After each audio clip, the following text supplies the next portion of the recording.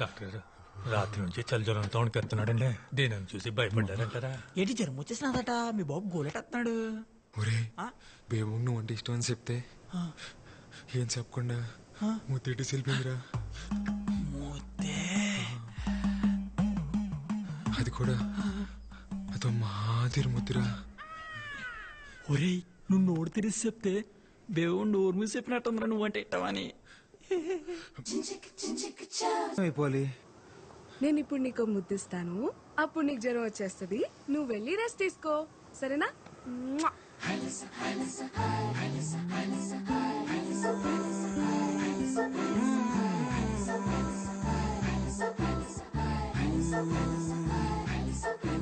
బేబమ్మని చూసి 3 రోజులు అయిపోయింది.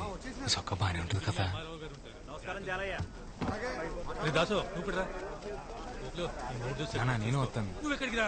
నేను వస్తాను. నువ్వెందుకు మీటింగ్? నాన్న నేను వస్తాను అంతే. సరే పద.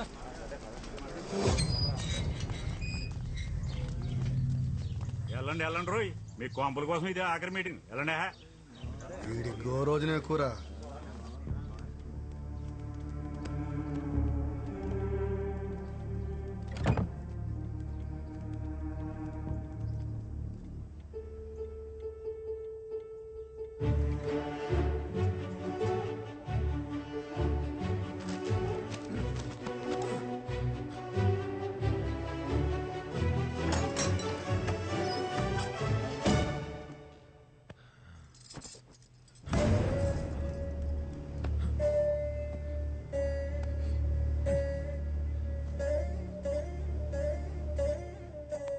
నమస్కారం అమ్మా, నా పేరు ఆసి. బేబమ్మ విషయాలు మీకు చెప్తుందో తెలియదు కానీ మీ విషయాలు రోజు చెప్తుంది. బేబమ్మకు మీరంటే చాలా ఇష్టం అమ్మా. మీరేమనుకోపోతే ఒకసారి బేబం చూసొస్తానే. రాయన్ ఫిషింగ్ యార్డ్ వల్ల రాయనం గారికి ఎన్ని ఉపయోగాలు ఉన్నాయో పక్కన పెడితే అంతకన్నా ఎక్కువ ఉపయోగాలు మీకే ఉన్నాయి. ముఖ్యంగా మీ పిల్లల భవిష్యత్ చాలా బాగుంటుంది. దూరంగా ఉండి కావలసినప్పుడు సముద్రం మీదకు వెళ్ళొచ్చు. రాయనం గారు మీకోసం ప్రభుత్వంతో మాట్లాడి మీకు పక్కా ఇళ్లు కట్టించేలా చూస్తారు. అర్థం చేసుకోండి. ఇదెక్కడ న్యాయం బారో గారు? తెల్లారితే మేమంతా సముద్రం మీదకి బతికేటోళ్ళమి. మీరేమో ఇప్పుడు ఊరవతల 4 కిలోమీటర్ల దూరంలో ఉండమంటారు. అదెలా కుదురుతుంది? రాయ్ ఇక్కడికి అక్కడ పెద్ద తేడా ఉందిరా. అలా అంటారేంటండి? ఎత్తుపై నీళ్లు ఎప్పటి నుంచో అలవాటు పడిపోయాం. ఇన్నేళ్లు సముద్రం మా ఇళ్ళకొచ్చి పలకరించిపోయిందే తప్ప పాడు చేసిపోలేదయ్యా. సాపల్లాంటి బతుకులయ్యా మావి. నీళ్ళకి దూరం పెట్టేస్తే పానం గిలగిలా కొట్టేసుకుంటది. ఎంతైనా ఉప్పుగాలి తగలకపోతే ఊపిరాడదయ్యా మాకు. మీరే దయ చూడాలయ్యా. మీరు బోట్లేసుకుని సముద్రం మీదకెళ్లాలన్నా, మీ 5 ఏళ్ళు నోట్లోకి వెళ్ళాలన్నా అది నా దయ వల్లే చాలయ్యా. కుదరదండి. ఫిషింగ్ యార్డ్ కట్టడానికి మేము అస్సలు ఒప్పుకోం.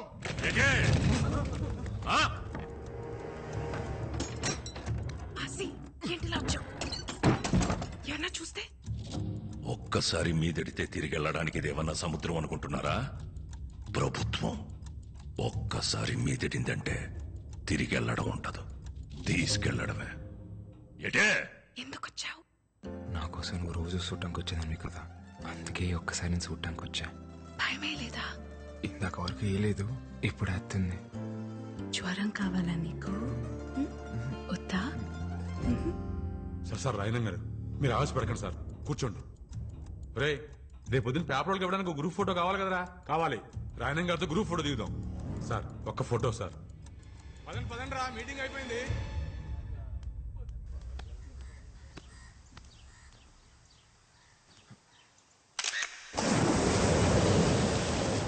మేమనుకున్నాం మీ నాన్న మా ఇల్లు కలిసి అయితే ఎక్కడ బతకాలి? మీలా మాకు 2-3 ఇల్లు లేవు. ఆసి రాత్రి మళ్ళీ కల్లోకి వచ్చావు. ఇప్పుడైనా మచ్చ పడిందేమోనని. నేనే మాట్లాడుతూ నువ్వే మాట్లాడుతున్నావు. ఇలా రా, నీకు జ్వరం రప్పించేస్తాను.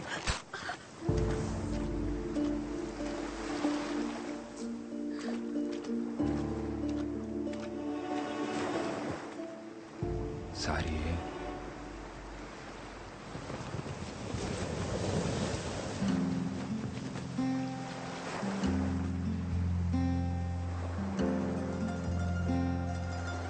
ఇప్పుడు నాకెంత కోపం వచ్చేస్తుందో తెలుసా?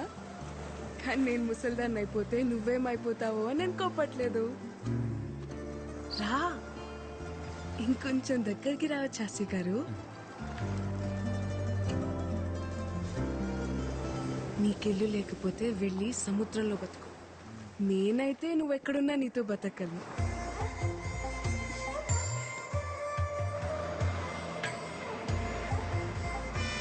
బస్ వచ్చేసింది. నాకు వినిపించట్లేదు, నేను ఇంటికి వెళ్ళను. ఏంటే ఇప్పుడైనా రావడం? రావడమే ఏటే కోళ్ళ పిల్ల, నా కొడుకుని సో నోరేసుకుని మీదడిపోతున్నావట. ఇదిగో నువ్వు వరుసనా కరిసినా ఆడేది కాబోయే మొగుడు, గుర్తెట్టుకో. మొగుడిని అదుపులో పెట్టుకోవడం రాదు కానీ కబుర్లు చెప్తుంది. ఇదిగో నానా, నేను అన్నానంటారు కానీ ఆడపిల్లకి వయసుతో పాటు మనసు శరీరం రెండు మారిపోతాయి. తొందరపడడం అందరికీ మంచిది. అన్నయ్య లేడా? కనకం కనకం, అయ్యా ఇంటికొచ్చిన వాళ్ళని టీ కాఫీ తాగుతారా అని అడిగేది లేదా? తీసుకొస్తానయ్యా. నువ్వెంత అడ్డుపడ్డా నేను అడగాల్సిన అడిగే వెళ్తాను. ఏ నా మేనకోడని అడిగే హక్కు నాకు లేదా ఏంటి? ఈ ఇంటి కూతుర్ని అడిగే హక్కు నీకెప్పుడూ ఉంటాది, కాని పొందే అర్హత ఇప్పుడు ఆ ఇంటికి పోయింది. ఇంట్లో మనిషిని కాదని జాతి తక్కువ దాంతో పోయి సంసారాన్ని బజార్నేసుకున్నప్పుడే ఆడికి ఈ ఇంటికి బంధుత్వం తెగిపోయింది. ఇప్పటికిప్పుడు నీ మొగుడెక్కడ ఉంటాడు చెప్పవే?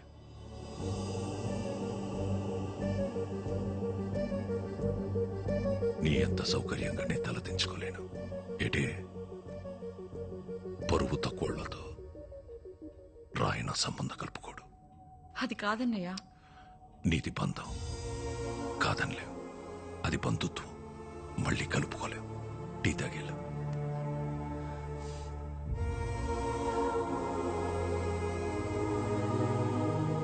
మా ఇంటికి వెళ్ళి తాగుతానులే.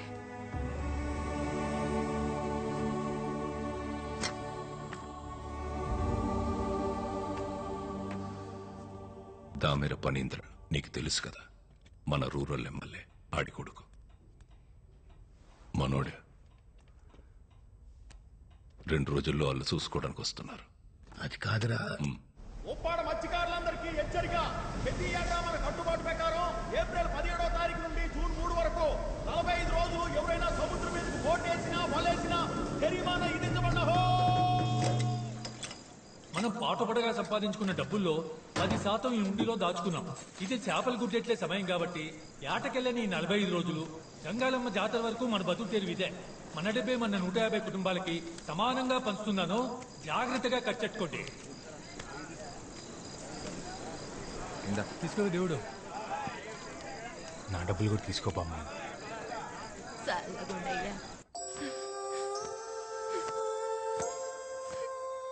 ఎవరు 2 రోజుల్లో నన్ను చూసుకోవడానికి వస్తున్నారంటమ్మా. నాకు ఆ పెళ్లి ఇష్టం లేదు.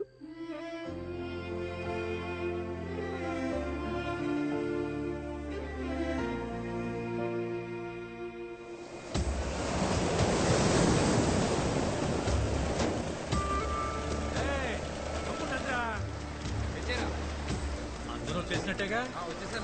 పడవలన్నీ ఒడ్డెట్టయిందిరా. ఆయన గారికి లెక్క చెప్పాలిగా.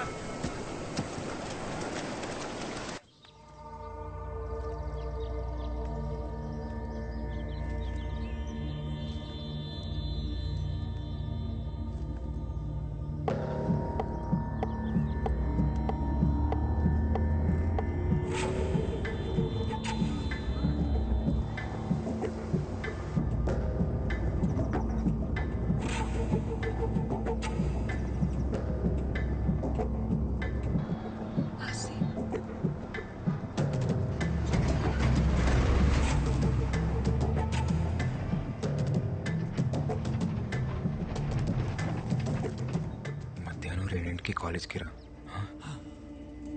ఒళ్ళు చూడలే, పదరపోదాం. త్వరగా ఎక్కువ పోనీ. రే, అందరూ బోట్లు ఒడ్డున పెట్టేశారు కదా, పిల్ల చెల్లాని కనికరించకండి. నోటి దగ్గర కూడుందని కూడా చూడకుండా రోడ్డు మీదకి లాగి పరేయండి.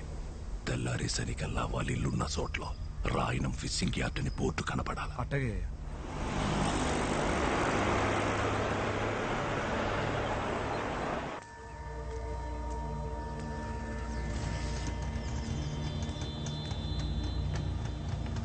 రేయ్ పోనీరా. ఏమైంది బేబమ్మా చెప్పు.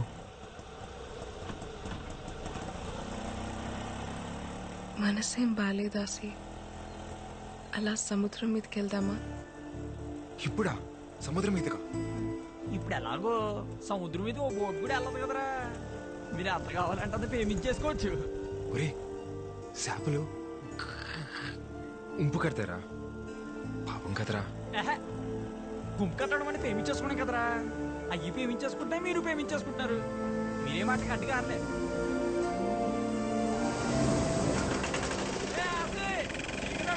వచ్చేయండి. సరే చూడలేదు కదా.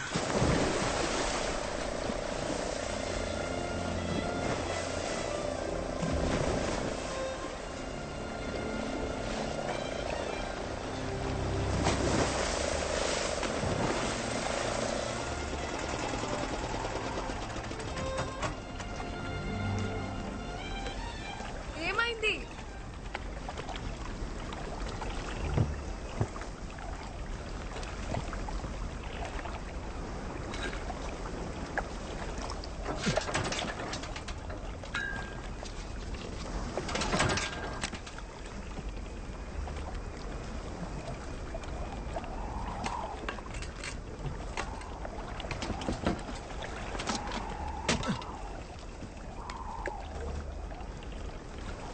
ఆయిల్ అయిపోయినట్టుంది.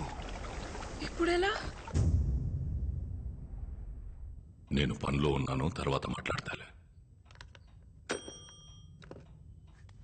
అయ్యా ఆ కాలేజీ బస్సు వచ్చే ఏడైనా బేబమ్మ ఇంకా ఇంటికి రాలేదయ్యా. ఏంటి?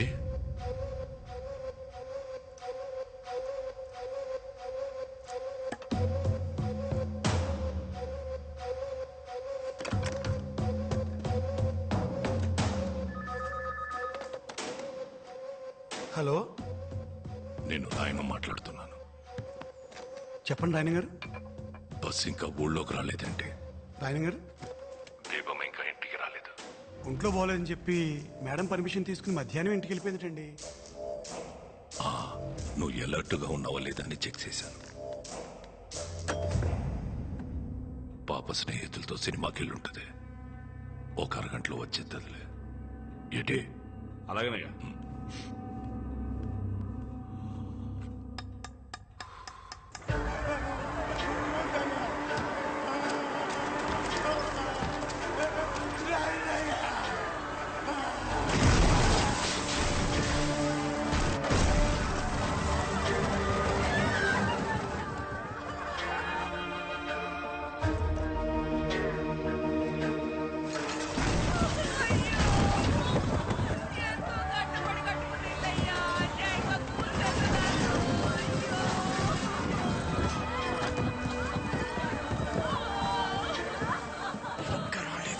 ఫిషింగ్ యార్డ్ కోసం మా కొంపలు లాగేసుకుంటారా? మా నాశనం అయిపోతుంది. మీటింగ్ కూడా పెట్టుకున్నాం కదా. చూడతారా?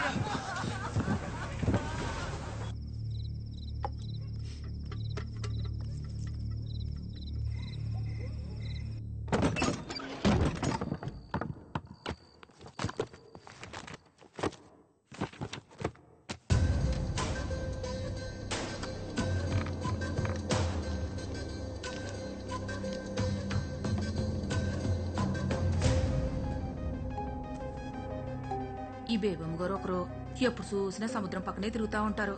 బట్టలు నిండా ఇసుకే.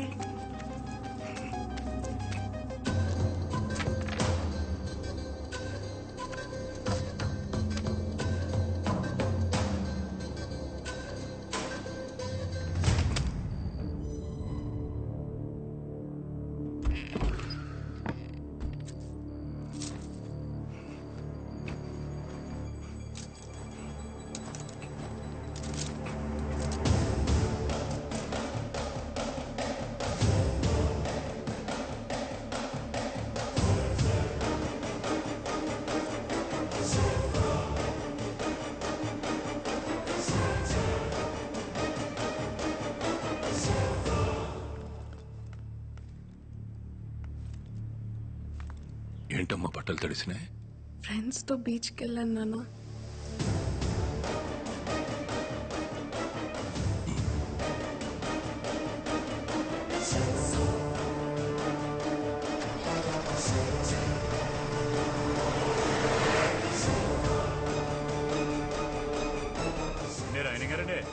మోసగా బోట్ వేయకూడదు కదండి. ఇందాడు మీ ఊరోడు ఎవడో సాయంత్రం బోట్ వేసుకుని సముద్రంలోకి వెళ్ళాడండి. ఆడపల్లి వేసుకుని. నేను పనిలో ఉన్నాను, తర్వాత మాట్లాడతాను.